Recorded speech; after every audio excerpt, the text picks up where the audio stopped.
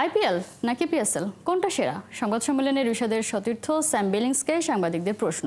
English ক্রিকেটারও কৌশলে বুঝিয়ে দিলেন কোনটা সেরা, কোন কোন জায়গায় ঢের এগিয়ে আইপিএল, যে কারণে গোপনে সবাই ফলো করে ভারতের জাঁকজমকপূর্ণ ফ্র্যাঞ্চাইজি এই লিগটাকে। মেহেদী নাইমের রিপোর্ট। লাহোর কালান্দার্সের রিশাদ হোসেনের সতীর্থ স্যাম বিলিংসকে সাংবাদিকদের প্রশ্ন, আইপিএল নাকি পিএসএল কোনটা সেরা? লিলি হালাল বিউটি সোপ, বিএসটিআই কর্তৃক সনদপ্রাপ্ত দেশের প্রথম হালাল বিউটি সোপ, দীপ্তিময় উজ্জ্বল ত্বকের জন্য। বিলিংসের পাল্টা জবাব, you want me to say something silly? বুঝদার পাকিস্তানিরা এই কথার মর্মার্থ বুঝতে পারল না, প্রশ্ন চালিয়ে গেল, আর পেল লজ্জা।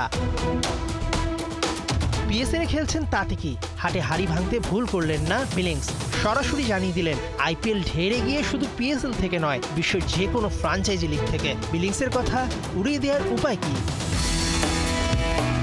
এই তো চলতি সপ্তাহে প্লেয়ারদের চুল শুকানোর হেয়ার ড্রায়ার আর দর্শকদের 25,000 রুপির বাইক দিয়ে সমালোচনার মুখে পড়েছিল পিএসএল কর্তৃপক্ষ। নেটিজেনরা সেই ছবি পোস্ট দিয়ে তো পারলে হাসতে হাসতে মাটিতে লুটিয়ে পড়ে। ডেভিড ওয়ার্নার, ডেভিড ভিজার মতো বুড়ো ক্রিকেটারদের যখন আইপিএলে জায়গা হয় না, তখন তাদের পুনর্বাসন করা হয় পিএসএলে। এই টুর্নামেন্টের মাঠ কখনো ভারতীয় আইপিএলকে টেক্কা দিতে পারে না।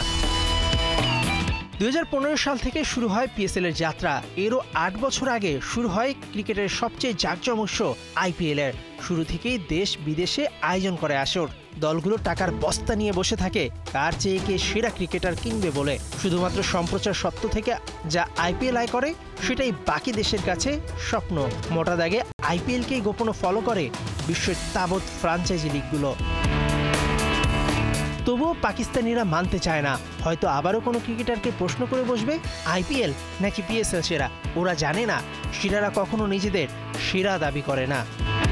মেহেদী নাইম, 71।